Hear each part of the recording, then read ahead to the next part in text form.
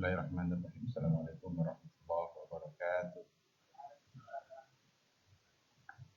Alhamdulillah, nahmaduhu wa nasta'inuhu wa nastaghfiruh. Wa na'udzu billahi min shururi anfusina wa min sayyiati a'malina. May yahdihillahu fala mudilla lahu wa may yudlil fala hadiya lahu. Asyhadu an la ilaha illallah wahdahu la syarika lahu wa asyhadu anna Muhammadan 'abduhu wa rasuluh. La nabiyya wa la rasula ba'da. Ikhwati billah, hadirin hadirat ibu yang dimuliakan Allah. Mari kita awali kajian kita dengan bersyukur dan memuji Allah Subhanahu wa taala untuk semua nikmat dan karunia-Nya yang selalu ada tercurah dalam kehidupan kita setiap saat, dimanapun kita berada, dalam kondisi apapun, pasti ada nikmat Allah yang menyertai kita. Bahkan dalam keadaan mendapatkan musibah sekalipun, ternyata ada kebaikan yang menyebutkan pada Allah Azza wa Jalla. Oleh karena itu jangan pernah putus bersyukur, karena nikmat Allah tidak putus dalam kehidupan kita. Jangan pernah bosan pula dalam memujinya, kita tidak pernah bosan dalam meminta. Setiap hari ada aja permintaan kepada Allah, dan Allah Subhanahu wa taala memberikan apa yang kita minta. Bahkan banyak hal-hal yang tidak kita minta, tapi Allah berikan karena Allah tahu kita membutuhkan. Maka sekali lagi jadilah hamba yang syakirin. Mudah-mudahan kita semakin sadar bahwa sesungguhnya kita ini adalah hamba yang baik, hamba yang lemah, yang tidak bisa hidup tanpa Allah Azza wa Jalla. Ikhwati fillah, salawat dan salam kita ucapkan pula untuk Rasulullah sallallahu alaihi wasallam. Allahumma shalli ala Muhammad wa ala ali Muhammad. Mudah-mudahan hanya Dia yang kita tauladan. Mudah-mudahan Allah memudahkan kita untuk istiqamah berada di atas sunnah yang telah beliau wariskan lebih dari 15 abad yang lalu. Kita berharap mudah-mudahan di hari mahsyar semua kita bisa mendapatkan syafaat dan pertolongan beliau yang tentu saja atas izin Allah Subhanahu wa taala. Amin amin ya rabbal alamin. Ikhwati fillah, ma'asyiral hadirin wal hadirat rahimakumullah wa iyyakum. Kembali pada malam hari ini kita melanjutkan kajian akidah Majmu' Mazhab. Kita masih berada pada Abu Hanifah. Untuk malam hari ini kita mencoba melihat bagaimana pandangan beliau terhadap sahabat. Ini bagian dari akidah yang sudah kita singgung di akhir pertemuan kemarin. Berbicara tentang siapa itu sahabat, itu bagian dari akidah, bagian dari iman. Karena orang-orang Syiah itu banyak, atau mereka rata-rata itu adalah orang-orang yang membenci sahabat. Padahal sahabat adalah generasi terbaik, dan mereka adalah manusia-manusia pilihan yang mendapatkan kemuliaan hidup bersama Rasulullah Sallallahu Alaihi Wasallam. Allah memilih mereka untuk mendampingi Nabi dalam menyampaikan risalah.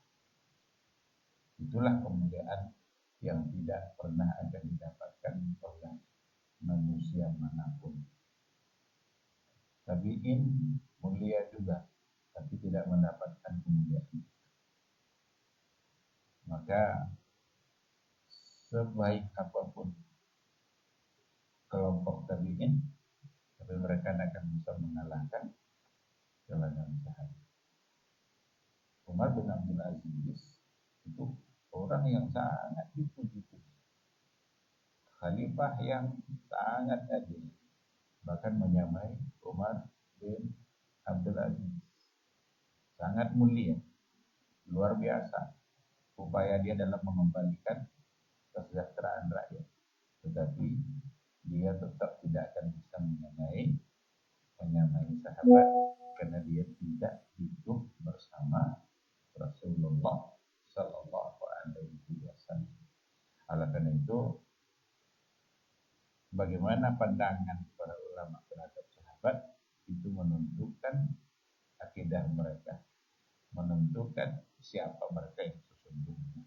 Bahkan banyak di antara kalangan ulama dari kalangan tabi'in itu yang mengatakan man takallama fis sahabah, barang siapa yang menceritakan atau berbicara tentang keburukan-keburukan sahabat atau sengaja mengangkat sisi-sisi keburukannya, bahwa zindiq, siapa yang membenci mereka maka mereka adalah zindiq.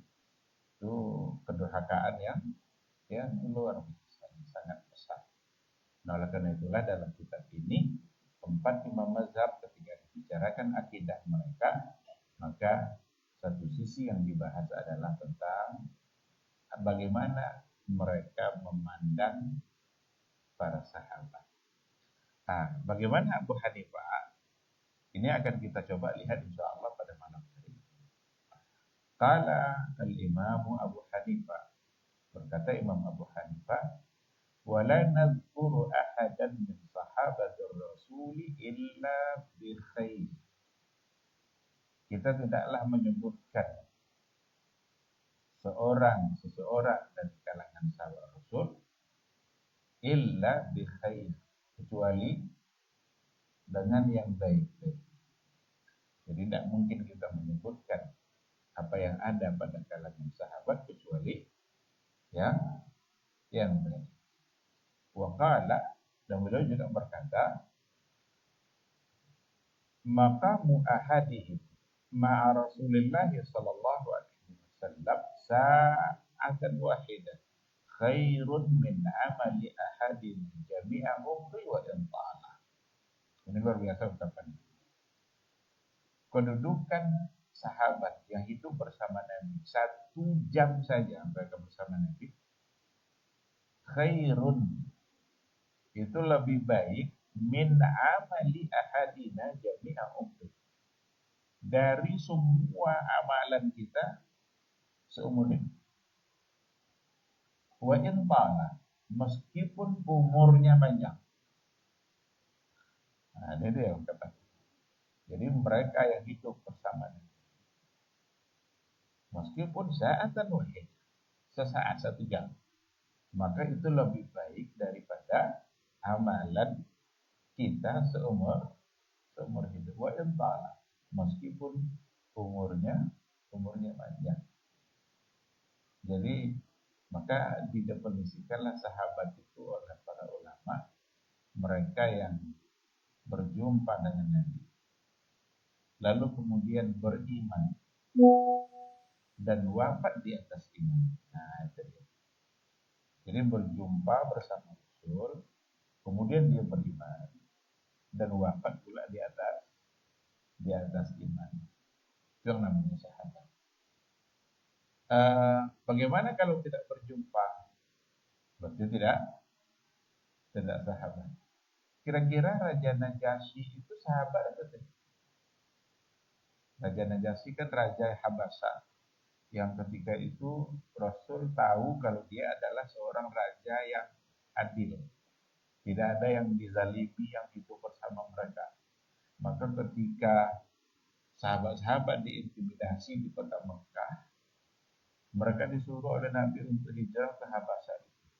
Pergilah ke sana, karena di sana ada seorang raja, yang mana raja itu menghormati banyak orang. Maka datanglah para sahabat ke sana. Ditanya oleh raja itu, siapa kalian? Apa yang kalian yakini? Dijawab oleh mereka. Bagaimana pandangan mereka tentang Isa? Karena raja itu adalah pengikut ajaran Nabi Isa. Dijawab oleh utusan sahabat ketika itu, Isa itu adalah kalimatullah, Rasulullah. Dia adalah seorang utusan Allah, dia Rasulullah. Ketika diucapkan itu, Malah dia mengatakan kita ini sebenarnya sama, tidak ada jarak antara keyakinan saya dengan kalian semua. Nah, tinggallah kalian di sini. Disuruhnya bebas untuk tinggal, bebas kalian hidup di sini, kalian akan mendapatkan perlindungan. Disitulah mereka tinggal. Sampai pada akhirnya ketika Raja Najasyi itu wafat, sampai beritanya kepada Nabi. Dan Nabi ketika itu mengajak sahabat yang lain untuk melaksanakan sholat gaib. Kalau dilaksanakan sholat gaib, Muslim enggak? Itu Muslim, enggak mungkin orang yang enggak Muslim Nabi pula ikut. Nah, kira-kira Najasyi sahabat itu tidak? Karena dia tidak, karena dia tidak bertemu Nabi. Tapi Nabi menyolatkan. Itulah salah satu dari dalil yang dipakai untuk sholat gaib. Meskipun sebenarnya sebagian sahabat mengatakan kalau seandainya mereka sudah disolatkan, maka tidak ada lagi alasan untuk sholat gaib. Tapi yang tadi itu secara umum dipakai. Artinya pernah Nabi melakukan sholat gaib karena Nabi khawatir raja itu wafat di tengah-tengah kalangan umat yang tidak menyolatkannya. Kekhawatiran itulah membuat Nabi mengajak sahabat untuk menyolatkan. Padahal banyak sahabat yang wafat di wilayah-wilayah yang diutus oleh Nabi, tapi Nabi tidak pernah menyolatkan secara gaib. Maka dari segi hukum ada perbedaan pandangan, tapi yang mengatakan dianjurkan yang tadilah alasan. Nah, namun itu bukanlah sesuatu yang disepakati. Perjumpaan yang dimaksud itu perjumpaan secara langsung, bukan perjumpaan melalui mimpi. Adapun perjumpaan melalui mimpi, maka tidak disebut sebagai berjumpa secara hakiki. Karena nanti kalau seandainya perjumpaan bersama Nabi dalam mimpi dihukumkan sama dengan saat terang, saat bangun, berarti banyak orang-orang yang bukan sahabat tapi karena bermimpi ketemu Nabi, berarti dia sahabat. Padahal tidak. Nah, maka ketika Rasulullah SAW wafat, maka di situ terputuslah orang yang menjadi sahabat, karena tidak ada lagi yang berjumpa dengan beliau secara langsung. Yang ada adalah berjumpa atau bertemu dalam mimpi. Adapun dugaan-dugaan orang bertemu dalam alam sadar yang sekarang ini, itu kebohongan saja. Apalagi ini bulan-bulan sekarang ini, bulan-bulan banyak yang mengaku-ngaku berjumpa dengan Nabi. Kadang ada dibacakan zikir-zikir tertentu, lalu katanya dengan zikir itu nanti Nabi akan hadir. Maka ada namanya mahallul qiyam. Orang-orang sufi banyak yang mengamalkan zikir-zikir itu, ada namanya mahallul qiyam. Mahallul qiyam itu saat di mana mereka harus berdiri. Kenapa mereka berdiri? Untuk menghormati roh Rasul yang hadir pada saat itu. Andaikan malam itu ada 3 masjid yang melakukan acara yang sama, terus mereka sama-sama berdiri, kira-kira Rasul di masjid yang mana? Nah, karena itu semua adalah kebohongan-kebohongan yang tak pantas untuk diyakini. Ada pula yang mengatakan ada sholat-sholat tertentu kalau sudah yang dibaca, maka dia akan kalau ingin bertemu dengan Nabi, yang bacalah ini. Nah, hal-hal yang seperti itu sesuatu yang tidak dapat dibenarkan karena tidak bisa dibuktikan secara nyata. Yang ada hanyalah dugaan-dugaan yang kadang-kadang bisa dihukumi itu sebagai satu kebohongan. Kadang-kadang dia saat menyampaikan sesuatu tiba-tiba matanya terbelalak. Ditanya, kenapa? Rasul sedang ada Rasul yang sedang hadir. Nah, maka cerdas dalam beragama, cerdaslah dalam berakidah. Kembalikan semua akidah kita kepada Al-Quran dan Sunnah Nabi. Itulah yang menjadi landasan utama dalam berakidah. Maka yang dimaksud dan berjumpa di situ itu adalah secara langsung. Itulah yang akan disebut dengan sahabat. Beriman dia, kemudian wafat di atas iman. Tapi kalau seandainya beriman dia, tapi meninggalkan keyakinan itu, berarti dia tidak lagi menjadi sahabat. Itu peristiwa Isra Mi'raj itu dalam buku sejarah banyak memang atau bukan banyak. Ada di antara kalangan mereka-mereka yang sudah beriman kepada Nabi, tapi mendengarkan cerita itu murtad. Jadi bukan Abu Jahal aja yang tidak menolak, yang tidak menerima. Tapi ada juga di kalangan mereka yang ternyata tidak siap dia untuk menerima kenyataan itu, karena dia terpengaruh oleh logika Abu Jahal yang mengedepankan akalnya daripada nafs. Berbeda dengan Abu Bakar As-Siddiq, satu kata kunci oleh Abu Bakar, yang ngomong siapa. Jadi ketika cerita itu disampaikan kepada Abu Bakar oleh Abu Jahal, hei Abu Bakar, kawanmu yang namanya Muhammad pagi ini tambah gilanya. Apa tuh kata Abu Bakar? Dia ngaku-ngaku malam tadi dia Isra dari Masjidil Haram sampai ke Masjidil Aqsa, dari Masjidil Aqsa naik pula sampai ke Sidratil Muntaha, turun ke bawah, belum masuk waktu subuh dia sudah, belum terbit fajar dia sudah sampai ke bawah.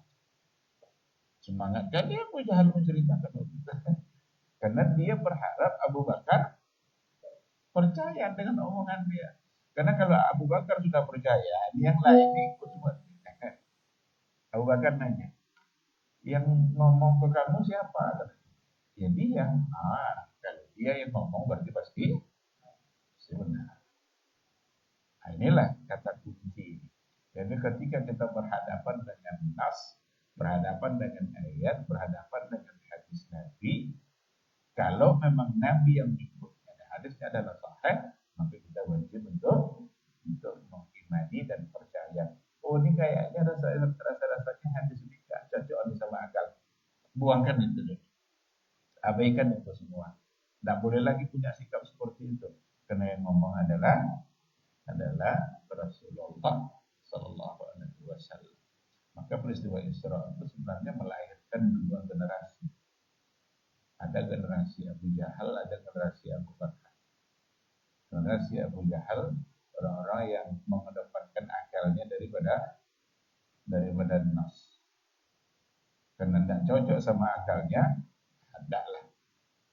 Tapi generasi Abu Bakar, orang-orang yang mengedepankan nas, imannya kepada apa yang terdapat pada wahyu ketimbang apa yang diinginkan atau dipahami oleh akalnya.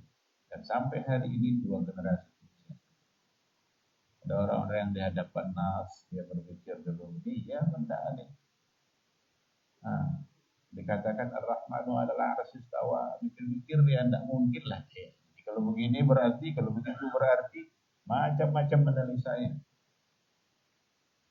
Tapi ketika Rasul menyampaikan ayat itu kepada para sahabat, Ar-Rahmanu 'alal 'arsy istawa, semua mereka percaya tanpa mencoba untuk mempertanyakan atau meragukan, atau kalau begini jadi begini, kalau begitu jadi begitu. Tidak ada. Karena tak ada satupun di antara sahabat yang kita dapatkan riwayat dari mereka yang mengatakan bahwa istawa al-ars itu bukanlah istawa al-ars. Tidak ada satupun. Karena merubah makna istawa itu baru muncul dari kalangan Mu'tazilah. Jadi ada pemimpin Mu'tazilah, salah satu dari pemimpin Mu'tazilah itu namanya Al-Qadhi Abdul Jabbar. Al-Qadhi Abdul Jabbar itu petinggi Mu'tazilah. Dialah yang pertama mentakwilkan kata istawa itu menjadi istaula. Istaula. Sebelumnya tidak pernah.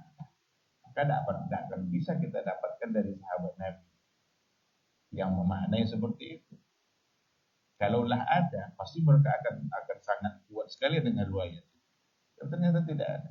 Yang mereka andalkan hanyalah syair. Ada syair Arab dari seorang Nasrani namanya Al-Ahtal. Nasrani mulai. Jadi dia ambil makna dari Nasrani untuk memahami ayat Al-Quran.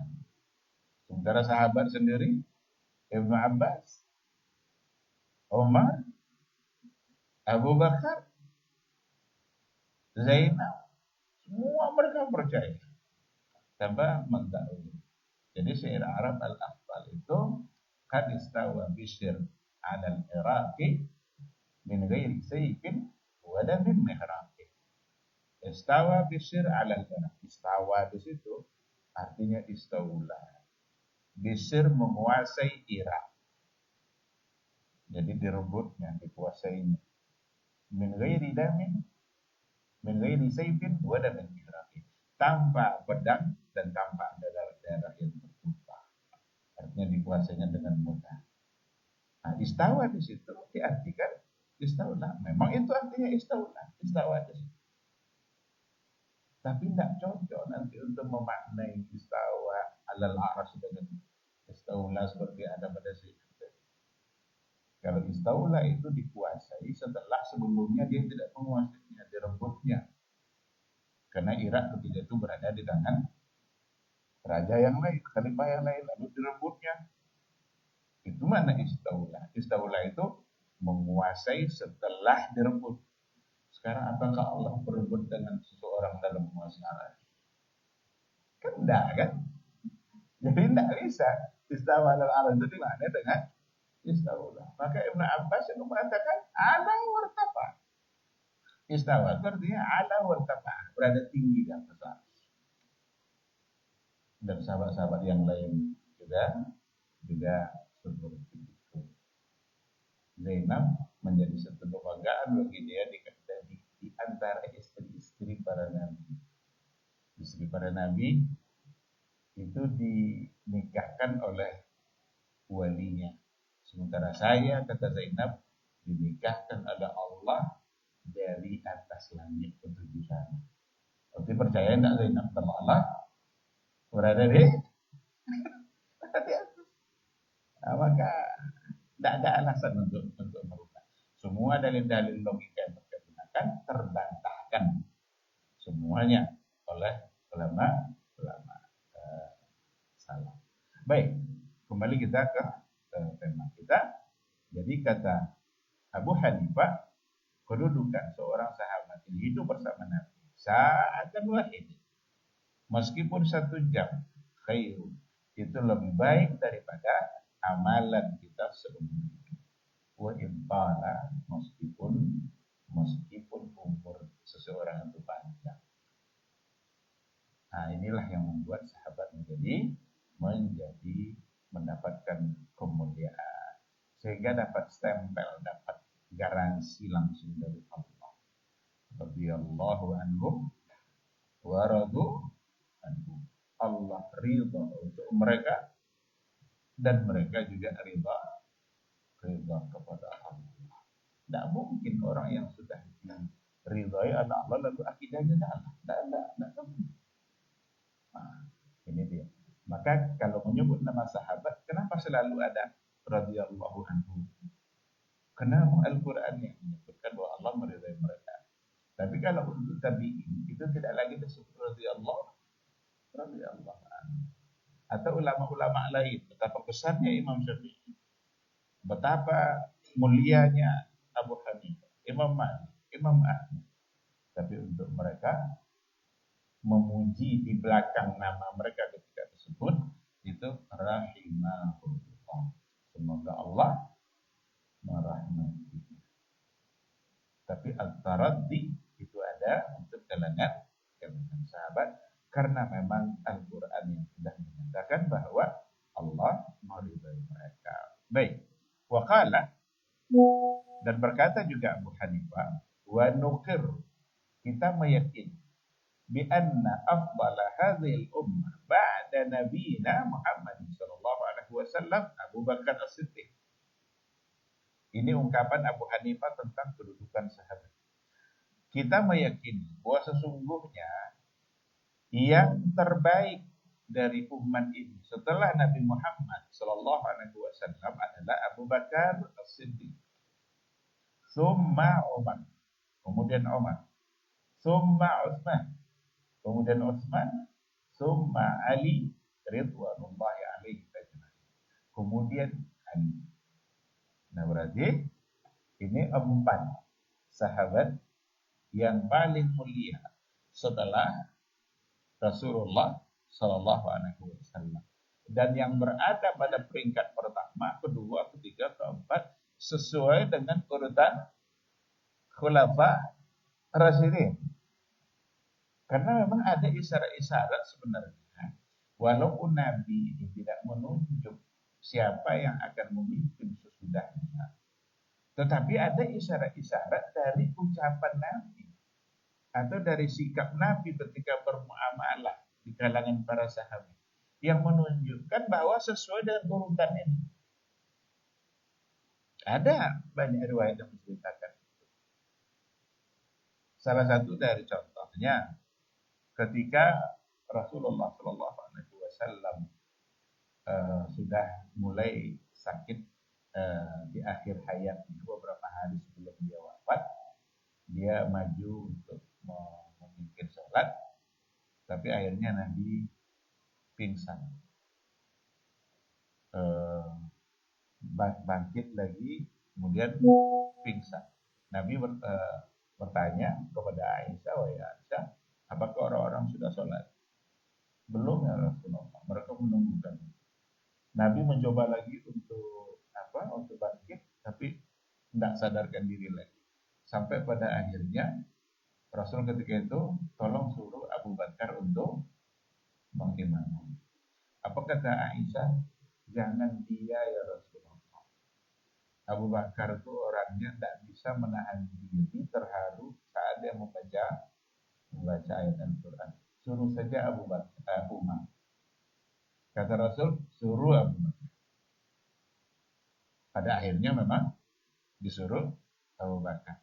Inilah yang jadi alasan oleh Umar ketika terjadi perdebatan dalam memilih khalifah setelah Nabi wafat.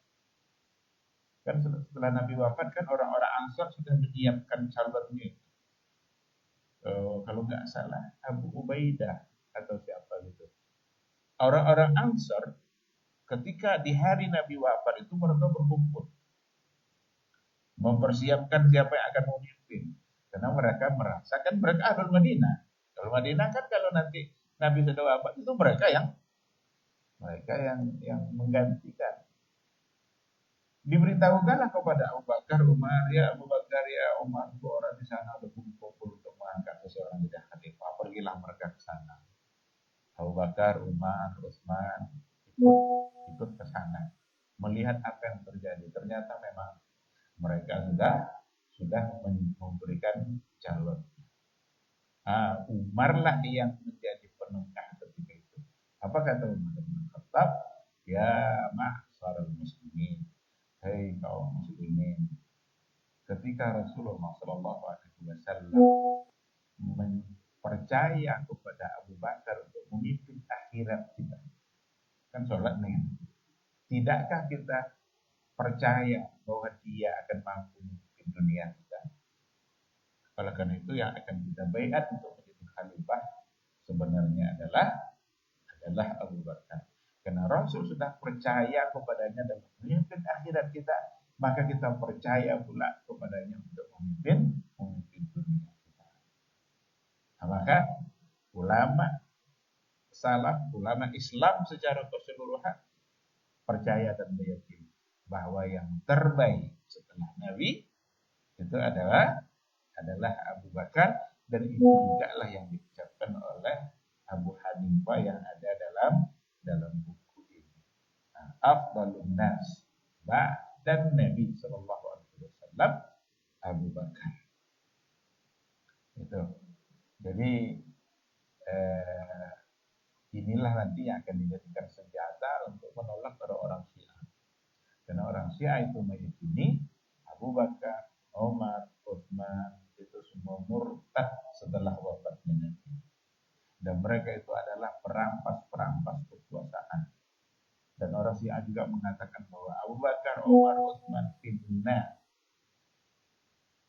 akan ditalkinkan itu syahadat orang Syiah ke anak-anak kecil mereka. Apa di antara yang ditalkinkan kepada anak-anak kecil mereka? Asyhadu anna Abu Bakar wa Umar finna. Itu yang diajarkan kepada anak. Maka banyak di antara ulama-ulama yang mengatakan sulit untuk menyebut Syiah itu muslim.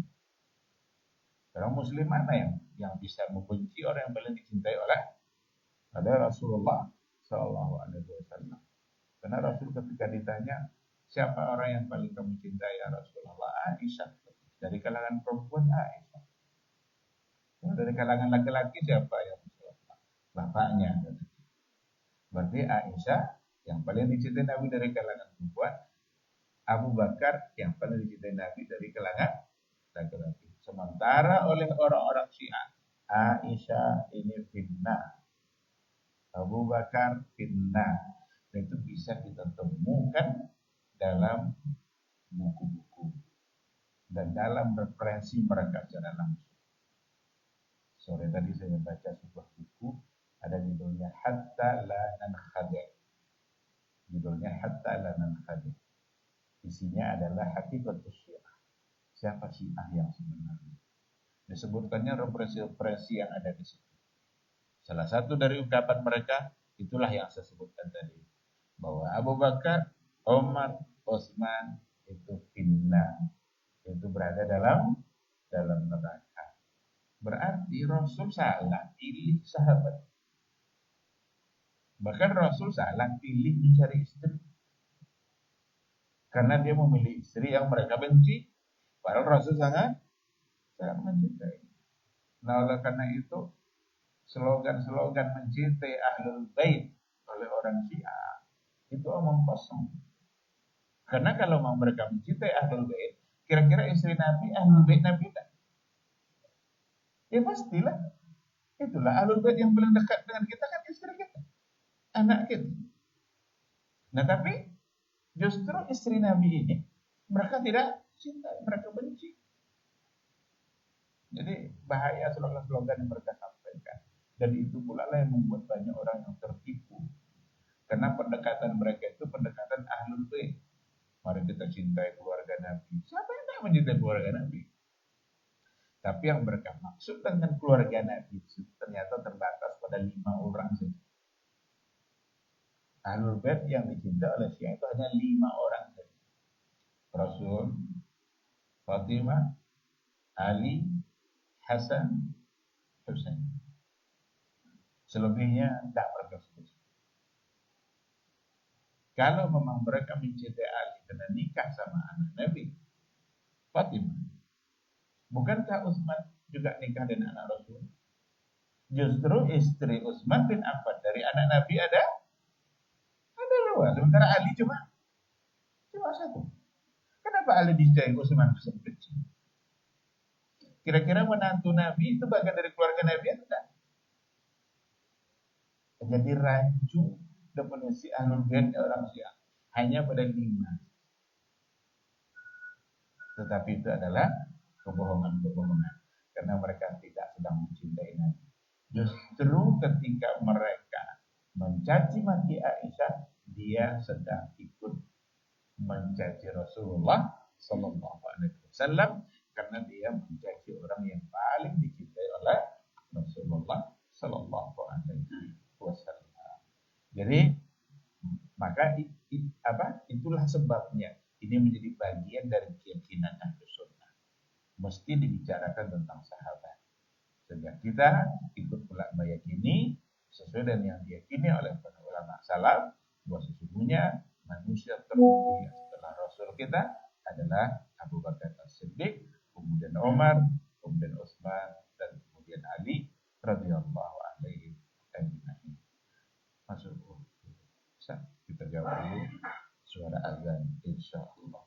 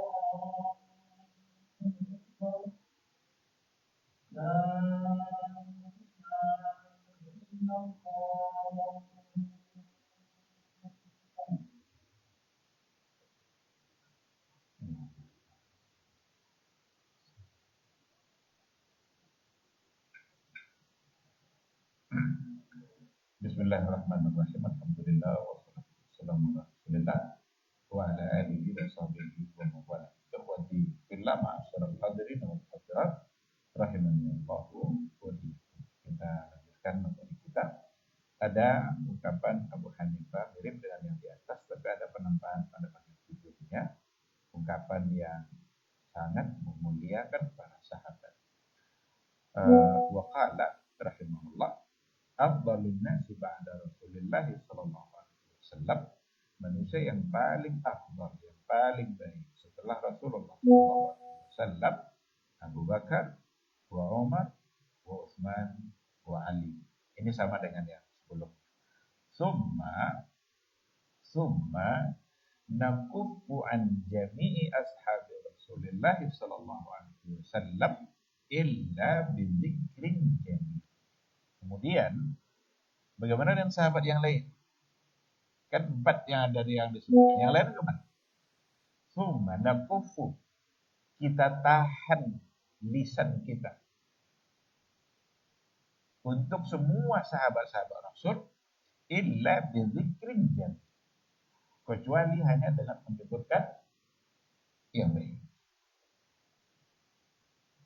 Menyebutkan yang baik saja.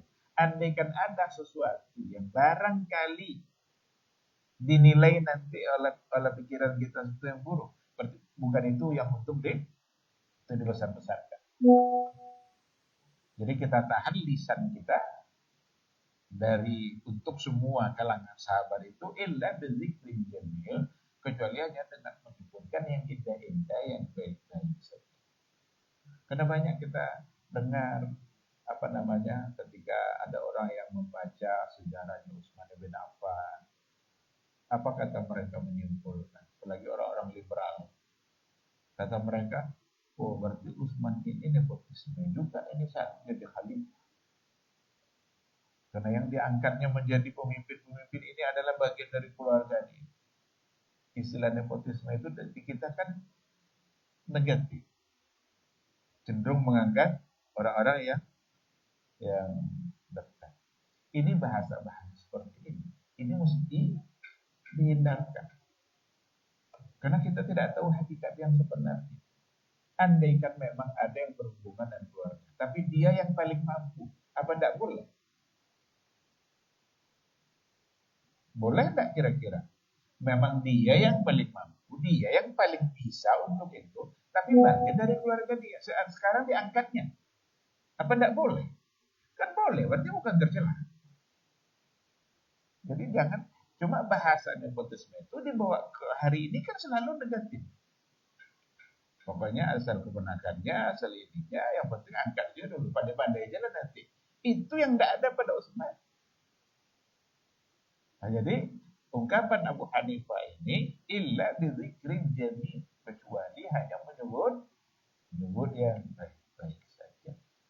Andaikan ada kesalahan, tapi bukan itu yang untuk besar-besarkan, apalagi dikedepankan. Contoh umpamanya, ketika terjadi perang Uhud itu, kan ada pasukan pemanah, 50 orang disuruh oleh Nabi di atas bukit.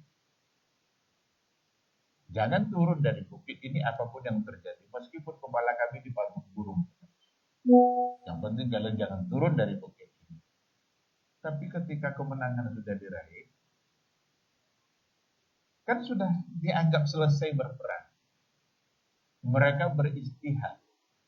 Istihadnya adalah, kan sudah selesai. Jadi buat apa lagi kita berada di bukit ini? Tapi perintah Nabi ada tadi. Mereka menafsirkan perintah Nabi, jangan turun itu kalau seandainya masih berlangsung peperangan. Turunlah mereka. Ada di sebagian buku-buku sejarah, mereka turun untuk ikut rebutan harta rampasan. Berarti mereka kan gila dunia juga. Nah, ini bahasa-bahasa seperti ini untuk para sahabat tidak pantas untuk diucapkan. Karena kita tidak tahu hakikat yang sebenarnya.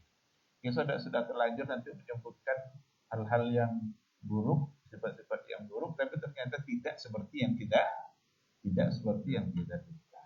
Nah, inilah yang dimaksudkan oleh Abu Hanifah dalam persoalan ini. Karena mereka manusia juga kan. Sama juga seperti kisahnya Ka'ab ibn Malik. Ka'ab ibn Malik itu ketika perang Tabuk. Perang Tabuk itu kan yang paling jauh, yang paling sulit. Yang paling berat. Karena musim panas, tempatnya jauh dari Madinah, dan kebetulan panen korma. Musim panas itu kan musim panen korma. Orang enak-enak panen korma, kita harus pergi berperang. Adalah 3 orang di kalangan sahabat yang tidak ikut. Salah satunya adalah Ka'ab bin Malik. Ini sangat mudah untuk memberikan tuduhan bagi orang-orang yang tidak menjaga lisannya terhadap sahabat. Sangat mudah. Padahal kita harus berhati-hati. Memang terjadi peristiwa itu, tapi kan tidak mesti seperti yang kita duga. Disitulah kita harus menahan lidah kita. Karena kalau sudah terlanjur nanti menyebutkan, jangan-jangan kita sudah dapat dosanya, ternyata terjadi tidak seperti itu. Nah, sampai akhirnya menyesal Ka'ab bin Malik, bukan karena dia sengaja ingin untuk menentang Nabi, ajak berperang dia tidak mau. Akhirnya dia hukum dirinya sendiri. Diikatnya dirinya di tiang Masjid Nabawi, jangan ada yang melepaskan kecuali Nabi. Karena ada terapi diberikan oleh Nabi. Nanti kalau Ka'ab salam ya jawab. Jadi kalau salam tidak dijawab itu ternyata luar biasa. Salam dia ke Nabi, Nabi diam. Karena salam itu kan doa. Dan kalau Nabi menjawab, berarti kan doa. Dan sahabat itu selalu menunggu-nunggu doa dari Nabi. Betapa ruginya mereka kalau tidak mendapatkan doa.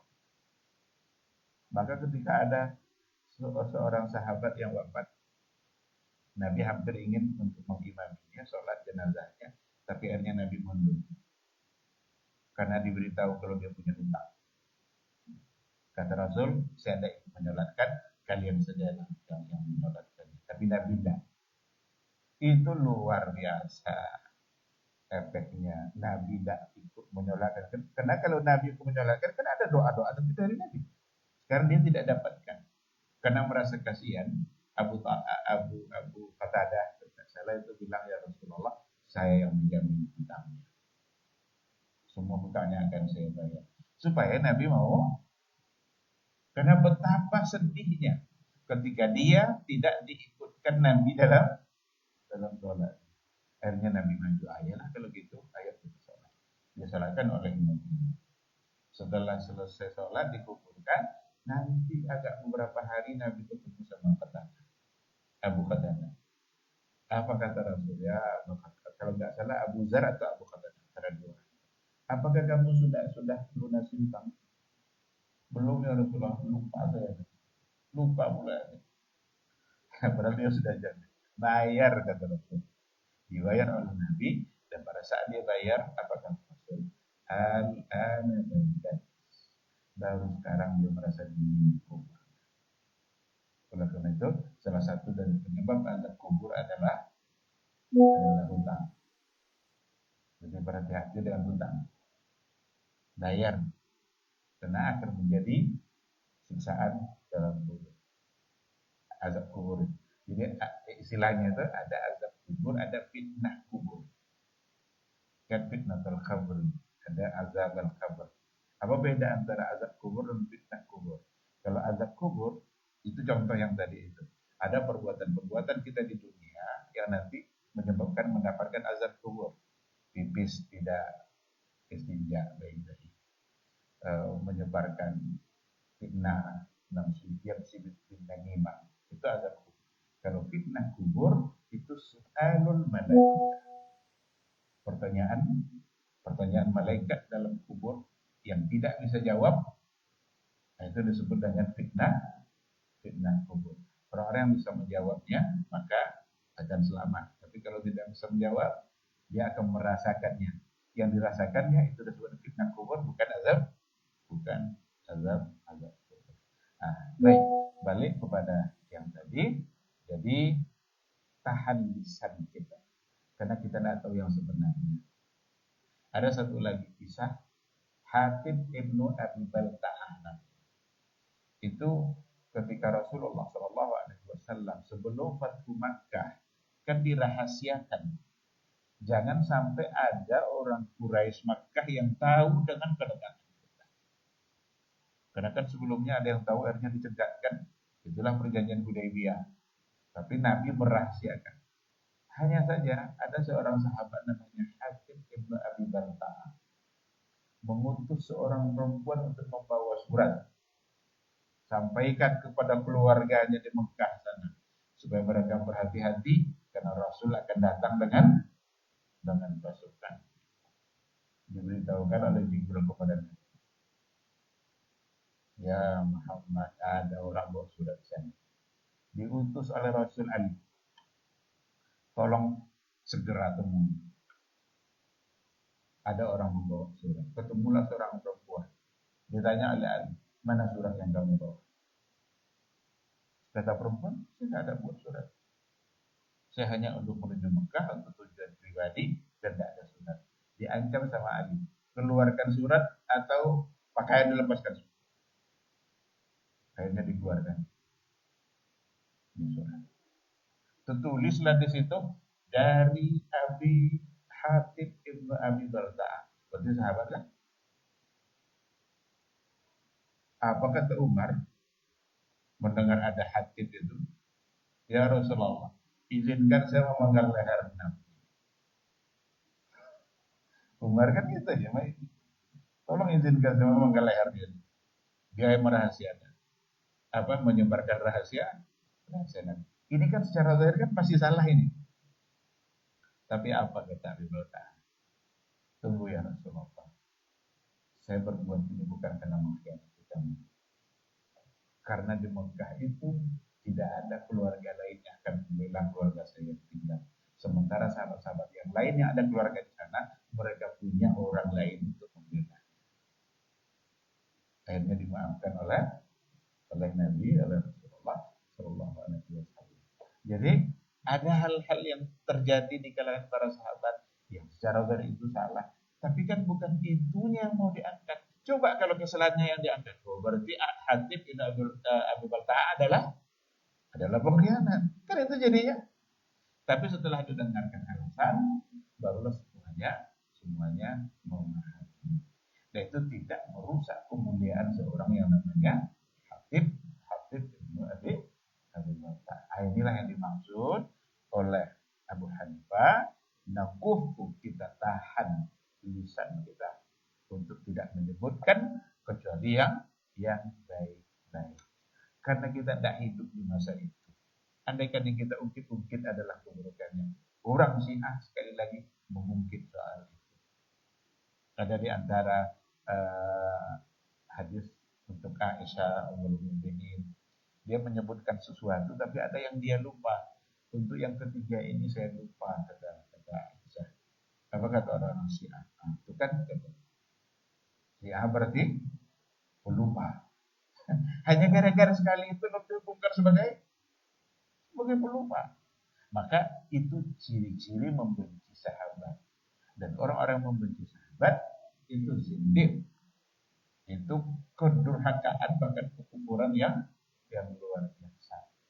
Nah, itu yang dikatakan oleh para ulama salaf. Nah, jadi alhamdulillah, ma'asyiral hadirin wal hadirat, rahimani Allah wa iyyakum, sangat terang saya kira ungkapan Abu Hanifah.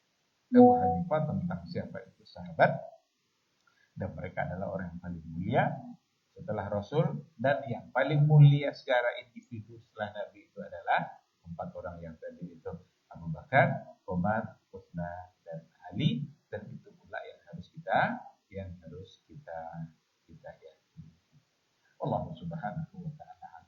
Saya kira untuk materi kita sampai di sini biar kita bisa bertanya jawab. Silakan kalau seandainya ada yang perlu untuk didiskusikan. Tafadhal.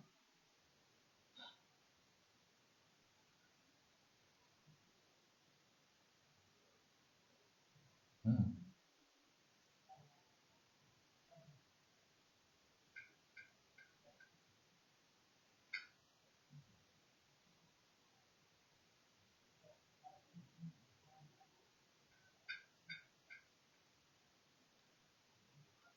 Iya, semua mereka itu ada manakib-manakibnya. Jadi seperti dalam Musnad Imam Ahmad itu kan disebutkan, itu ada yang hadis yang bicara tentang Abu Bakar, hadis yang bicara tentang Umar, yang berbicara tentang Utsman. Ada semua riwayat yang berkaitan dengan ilmu. Itu yang dipuji adalah Umar. Bahkan kalau seandainya ditimbang ilmu yang lain lalu dibandingkan ilmu Umar, maka Umar menang. Maka kata Rasul, andaikan ada nabi sesudah saya itu Umar. Bahkan digelar dia dengan rajulun mulham. Rajulun mulham itu laki-laki yang diberikan ilham oleh Allah. Banyak di antara hukum-hukum yang turun karena Umar. Usulan dari Umar. Ternyata turun ayat untuk membenarkan. Salah satu di antaranya sholat 2 rakaat setelah tawaf. Apa kata Umar kepada Rasulullah? Rasulullah, alangkah baiknya kalau seandainya setelah tawaf ini sholat, kita lakukan sholat. Nah, data hukum yang memang untuk mengatakan itu untuk aurat, ketentuan aurat bagi perempuan, anjuran untuk bernikah, itu bercadar, itu juga dari Umar. Ketika Rasul bersama perempuan-perempuan yang ingin bertanya tentang Islam kepada Nabi, biasa-biasa itu perempuan itu pas masuk Umar, mereka langsung sembunyi-sembunyi dan sambil dimaki-maki sama Umar. Masa kalian lebih takut sama saya daripada Rasul? Sebuah engkau wahai Umar, orang yang tegas, sangat tegas. Akhirnya ada pula hukum yang mau menganjurkan untuk jadi rajulun mulham. Itu di antaranya. Utsman nanti ada lagi. Ada lagi manakibnya, ada lagi dikumpulkan hadis-hadis yang berkaitan dengan siapa itu Utsman, bagaimana kebaikannya. Ada satu ketika Rasul duduk-duduk santai, datang Abu Bakar, Nabi masih biasa-biasa saja. Datang Umar, Nabi pun masih agak duduk santai-santai lah. Pas ketika Utsman yang datang, Nabi memperbaiki duduknya, kemudian sarungnya juga dibenarkan. Kenapa kamu lakukan itu ya Rasulullah kepada Utsman? Ditutup semua bagian-bagian aurat yang sampai betis pun apa kata Rasul? Apakah saya tidak pantas untuk mandi kepada seseorang yang malaikat saja mandi? Itu untuk Utsman. Nah, jadi semuanya itu ada riwayat, ada kelebihan. Makanya ketika dikumpulkan semua kelebihan itu, datanglah pernyataan para ulama. Datanglah pernyataan seperti yang tadi ini, bahwa yang afdol yang pertama adalah Abu Bakar, kemudian Umar, kemudian adalah Utsman, dan berikutnya adalah Ali. Allah Subhanahu wa taala. Ada yang lain? Baik, kalau tidak ada, saya kira kita cukupkan sampai di sini. Berarti nanti pada pertemuan yang akan datang, kita sudah masuk pada bagian terakhir dari poin akidahnya Abu Hanifah, yaitu tentang bagaimana pandangan beliau terhadap ilmu kalam dan ahlul kalam. Nah, bagaimana pandangan mereka? Itu juga bagian dari fondasi yang harus jelas. Siapa itu ahlul kalam? Karena para ulama seperti Abu Hanifah itu menyebutnya sebagai ashabul ahwa. Ashabul ahwa itu pengekor hawa nafsu. Karena mereka lebih mengedepankan akalnya daripada nas di dalam berakidah. Insyaallah dalam pertemuan akan datang kita sambung. Mudah-mudahan Allah memudahkan kita untuk bermajelis, dan mudah-mudahan majelis kita diberkahi dan bisa menjadi wasilah untuk mendapatkan kemuliaan di dalam surga insyaallah azza wa jalla. Terima kasih. Subhanakallah bihamdika, asyhadu an la ilaha illa anta, astaghfiruka wa atubu ilaik. Wassalamualaikum